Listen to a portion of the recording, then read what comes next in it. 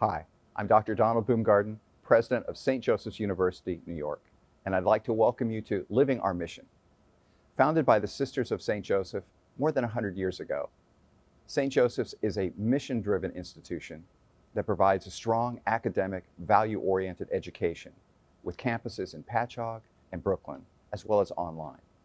Thank you for joining us.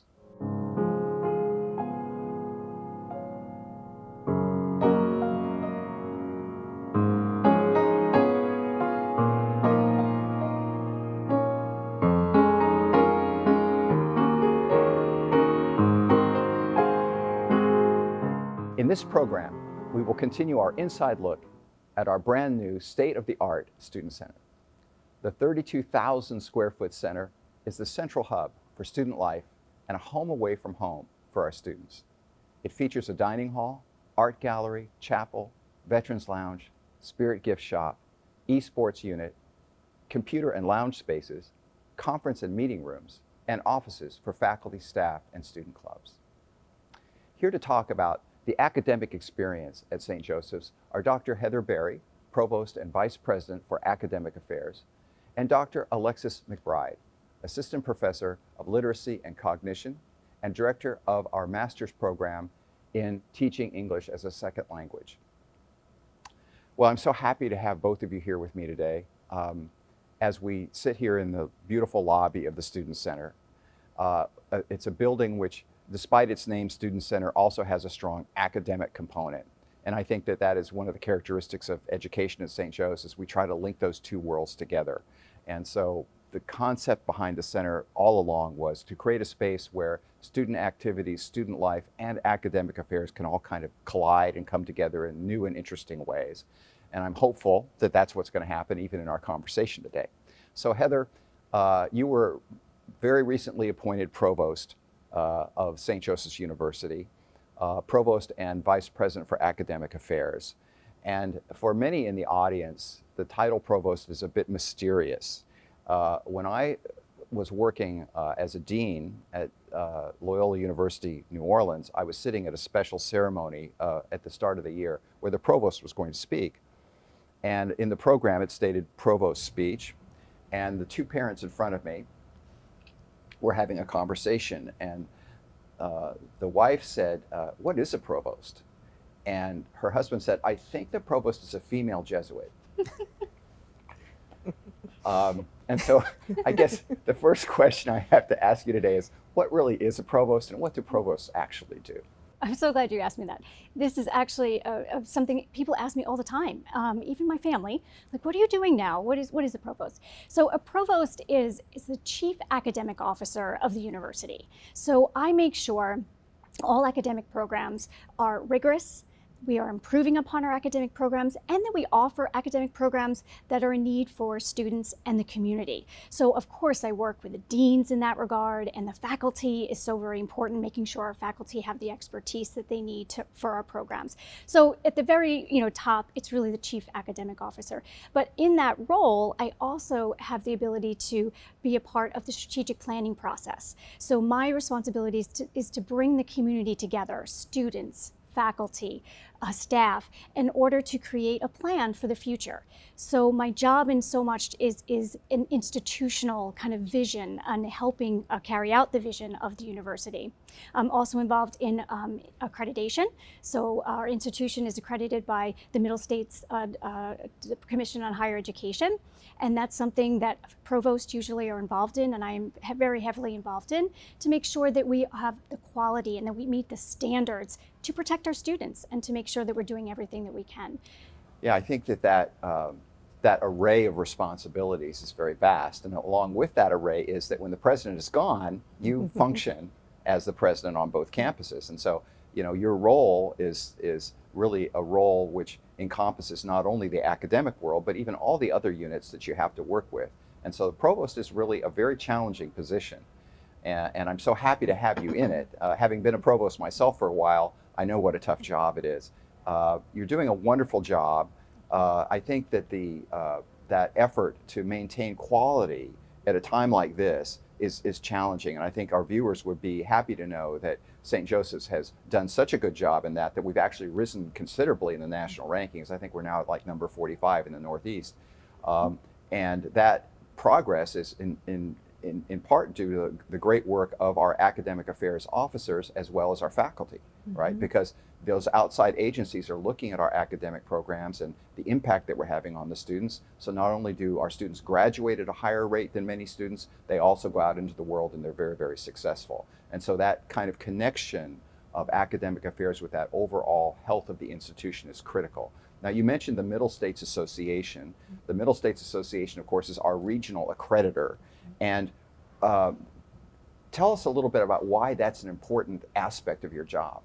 Sure. Well, the most important is it protects our students.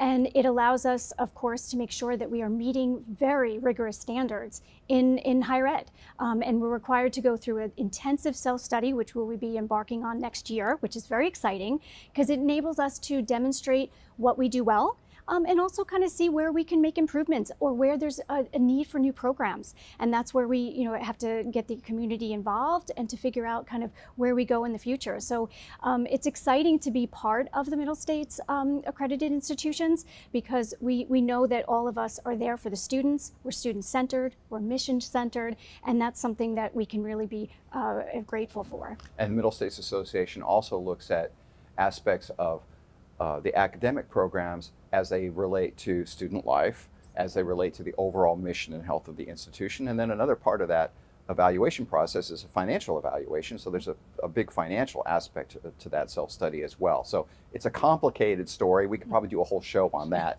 but I'll spare our listeners and our viewers that experience.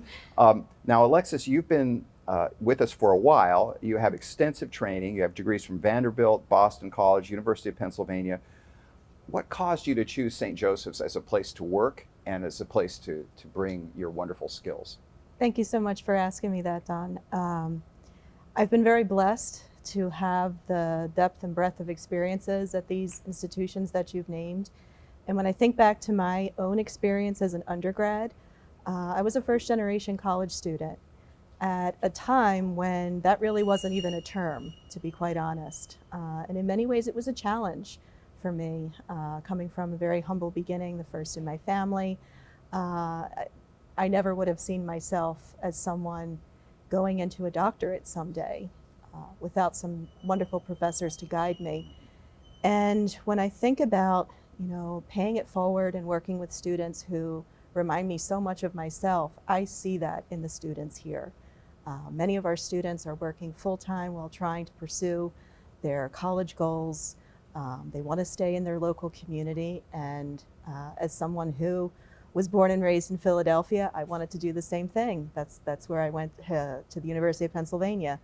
And I think the community here of learners is so special that we're not only organized around the academic features, but also the mission of serving others. I knew that where I wanted to move forward with my career, mission would have to be a huge part of that. So I'm delighted to be here.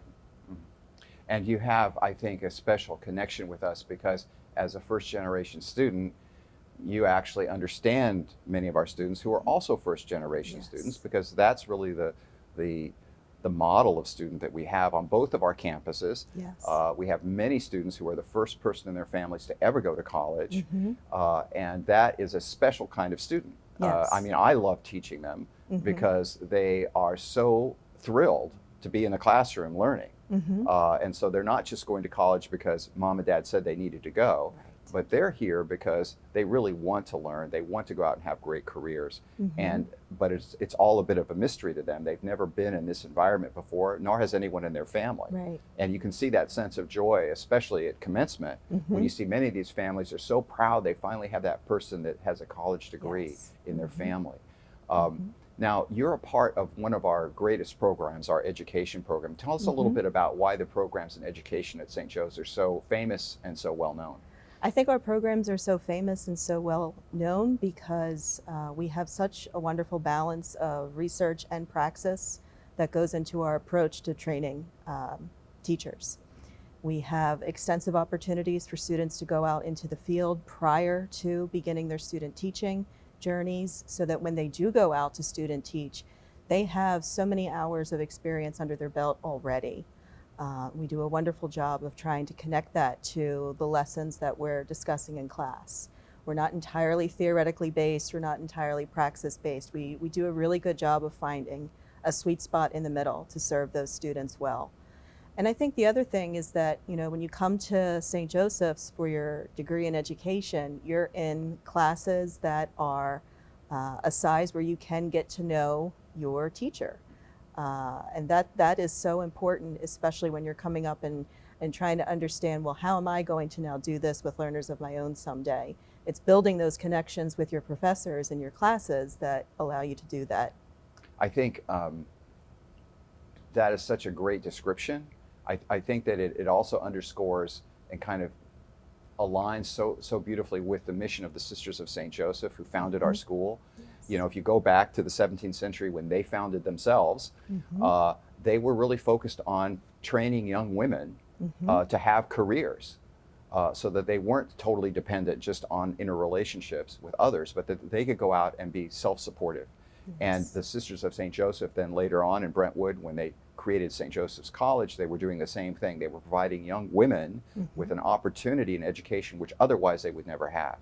And that focus on education, it's a 500-year focus on education. It's not a surprise we do it really well. Right. But I think a lot of people don't understand that there's an incredible tradition. Yes. And so everyone in our education program, either intentionally or unintentionally, is a part of this flow. Absolutely. From the 1650s, from the Sisters of St. Joseph, which is based on praxis, based on the practical part of going out into the world, but also on an intellectual rigor, an intellectual tradition, a spirit of the intellectual, a joy in learning, and then communicating the joy of learning to others. Yes. Right? And I think that sense of joy is something I see all the time in the education program. The faculty are just delightful, and then the Yes. students are wonderful.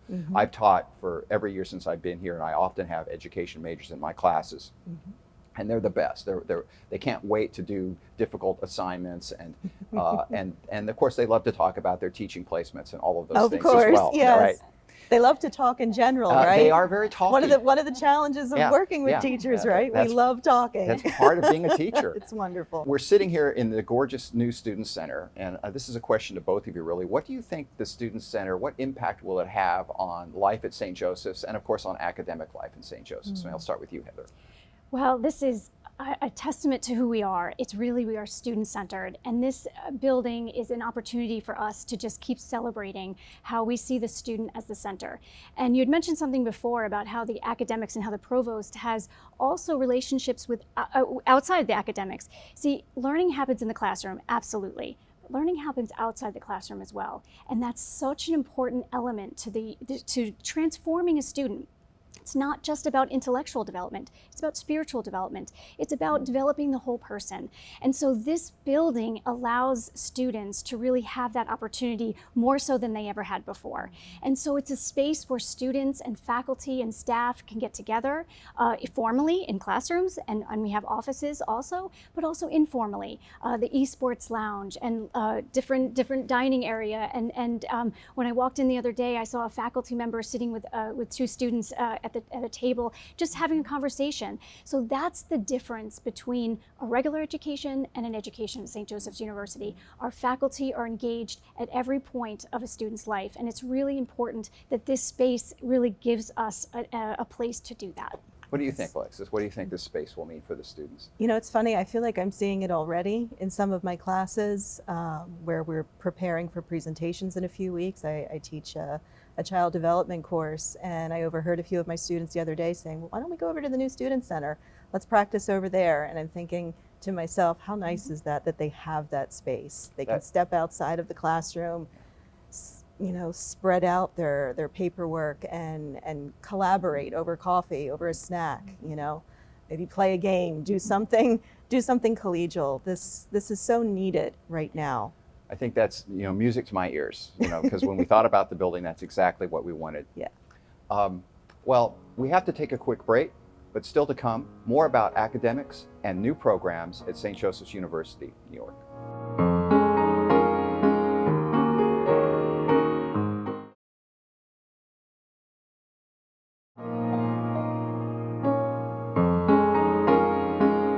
Welcome back to St. Joseph's University, New York, Living Our Mission. We were discussing academics and new programs at St. Joseph's. I think that for both of you, we've talked a little bit about the importance of academics, student life, the new student center. Before we get into the new programs, I was just curious, how would you tell someone that was watching our show today, what is the interrelationship between academics and student life? I mean, Heather, how would you answer that question? Well, it's actually, they're very intertwined. And we do a tremendous amount of collaborating with the academic side of the house and the student life side of the house to make sure that we have programs that satisfy both. We encourage our faculty and students to go to events together. We have our faculty always encouraging students to go and particular events that we have. And I think it's very important because I think some students are a little bit timid and they need to have encouragement from faculty and staff as well.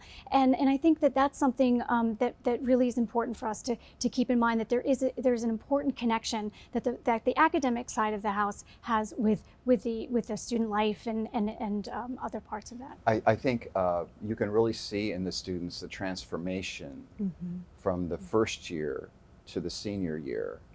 It's very striking. Especially, and you can see the ones that have taken full advantage of the Student Government Association and all the activities we have on campus, because basically what's happening there is the student is becoming themselves, right? And so, you know, not to get too Jungian here, but the idea of the individuation, the idea of you are becoming more and more of yourself every year, that's an idea that's kind of a part of our approach, and student life plays a role in that. But you can almost physically see the difference in the way they walk and talk. And I think for parents and grandparents and people who are viewing this and maybe considering St. Joseph's as a school for a young person and their family, I think that we have a great record of that transformational quality with our students. I mean, wouldn't you agree, Alexis? Absolutely. I really feel like I see that with my child study majors, especially because there's such a difference once the students have had the chance to go out into the field. Then they get to see, oh, this is exactly what we've been talking about. And they bring back so many of those rich connections into the classroom. Many times I say to my students, remember, the learning doesn't end the minute you walk out of our classroom door. If anything, that's when it's just beginning.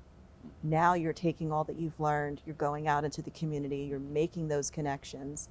Having a student center like this, I think, is also important because it gives them a space to actually go and reflect on all of that. Step away from your classroom, sit back, enjoy some time either alone or in the company of other students going through the exact same thing as you. That development, the growth, all of that maturity that we see happening, it's a marvelous thing to observe, and for me personally, it's one of the greatest parts of my job to see that. Well, you know, Heather, you kind of touched on this too in the discussion about creating an environment where the whole student is transformed. And of course, this is I think that this is one of the interrelationships between the Sisters of St. Joseph and the Jesuits, and they both have very similar spirituality and view of education. For the Jesuits, this is called cura personalis, or the care of the whole person, the development of the whole person. And so for young people that are in our education program, for example, they have that opportunity to come together here in this center and discuss, their student teaching experiences and so forth, and maybe even there might be a professor involved in that conversation. But the student center kind of serves as that vehicle. Like many institutions right now, we're looking at a number of new programs. We're developing all kinds of interesting things. We've had great success with many of them. Of course, in education, we have a number. So Heather, tell us a little bit about some of the things that we're doing right now in terms of programs for the young people at St. Joe's. Well, very importantly, we always look to make sure our programs, as I indicated before, are rigorous and that we have programs that students want. And that's really the most important thing, is that what are students for the future? What are they looking for when it comes to career paths? And then we also look at community need. And that's something that's connected to the Sisters of St. Joseph's mission and our mission as well, is that we want to fill needs in the community. And some of the needs, some of the programs, new programs that we've have is the Family Nurse Practitioner Program. There's a great demand and need for nursing. We've expanded our undergraduate nursing program, and also our education. I mean, the need for teachers we have an initial certification in special ed that we just added. What is that? What is initial certification? Yeah, so that's a good question. So initial certification is something that allows someone who completed their 4-year bachelor's degree and like to come back and be able to teach. It's for people who decided that they had a calling for teaching, but after they've finished their undergraduate degree. And their undergraduate degree was not in teaching. Is not in teaching, exactly. So it would be in English or history or math, and they can come back and get initial certification in special education at the master's level, which will enable them to teach moving forward. And one of the things in terms of community need, definitely teachers, special ed teachers, TESOL, qualified teachers are so absolutely in need. And so whenever we're going about new programs, we really want to make sure that we are doing the right thing for our students, our community, and then we also, of course, faculty, expertise, and we build upon the strengths that we already have and make sure it's a part of our mission as well. And Alexis, you're the leader of one of these important programs. Can you tell us a little bit about that? Yes, so the TESOL program, Teaching English to Speakers of Other Languages, as Heather pointed out, one of the primary objectives of our graduate programs is to meet the needs of the community. If you look at the growth of the English language learner population just on Long Island alone, between 2004 and 2018, that population has increased by over 62%. There is a serious need for teachers who know how to work with students whose first language might not be English. We actually have 2 offerings of this program. We have a traditional master's program in TESOL, or if you already have a master's degree from another program, another institution, you can still join us for an advanced certificate in TESOL, which will give you the expertise that you need in order to serve these members of the community. This is a population that is only going to continue to grow. So the more that we can prepare teachers to identify specifically what is the difference whether I'm working with someone who is a mainstream English speaker or someone who might speak a language other than English. If you look at the New York City population, over 42% of children in New York City schools come from a home where the language of primary usage is not English. The need is there. The need is there, the time is there, and I feel that this is a program that's only going to continue to grow.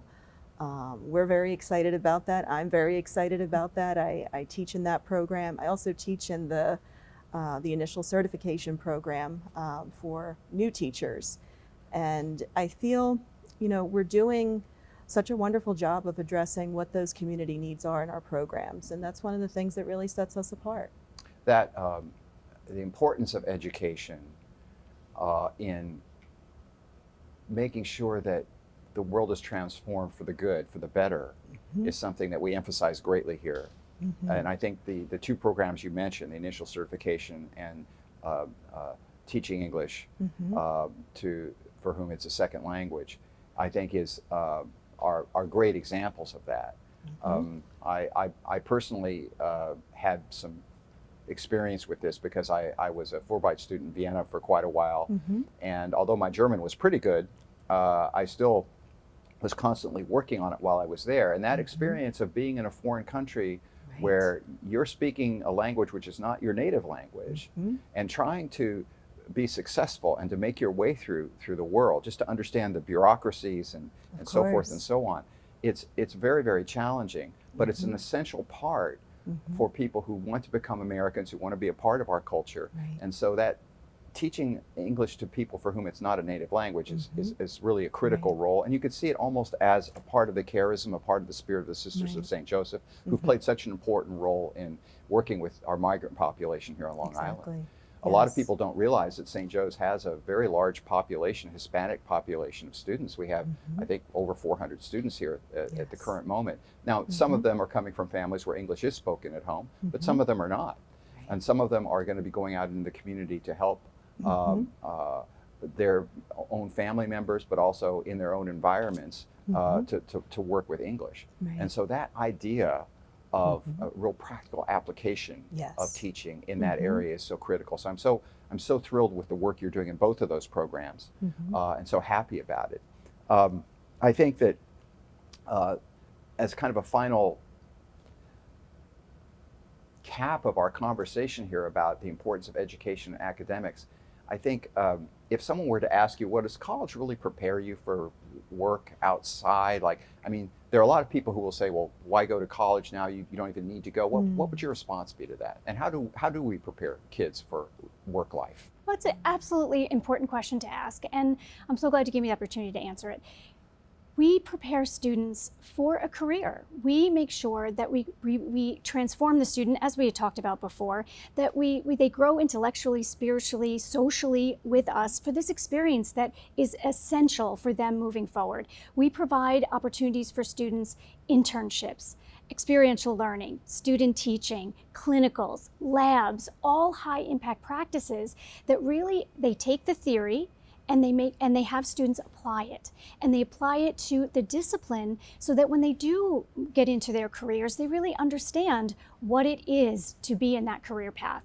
And that's what makes St. Joseph's really different, is that we are a hands-on institution, and we want our students to learn inside and outside the classroom, and we want to prepare our students for life. And how would you answer that question, Alexis? I think those are some wonderful points, Heather. To sort of springboard off of some of that, I feel, with the way our world is evolving so quickly, I think immediately in terms of digital literacies and how there's so much more intricacy in the way that we navigate our everyday experiences as human beings. How do we do that if we don't have a space for intellectual curiosity and growth? So anyone who's thinking, maybe a college degree is not a worthy pursuit at that time, maybe in the immediacy of their experiences, that might be the case, but not long term. And then when we also think about the way that our world is so increasingly globalized, just the sheer amount of contact that you have with different folks from different walks of life, this is the time more than ever to pursue college, and St. Joe's is the place to do it. Well, I agree completely. Of course, as I'm totally impartial, but I would say that if for our viewers out there, when you do hear people talking like that you don't need to go to college, you might want to check out what college they went to, because frequently they've gone to Yale or Harvard or Princeton, and so it's easy for them to say you don't need to go to college, but I'm not so sure that they're really being completely truthful about it. Well, thank you, Heather and Alexis, for joining me today. Thank you at home for joining us today, and thank you for watching St. Joseph's University, New York, Living Our Mission.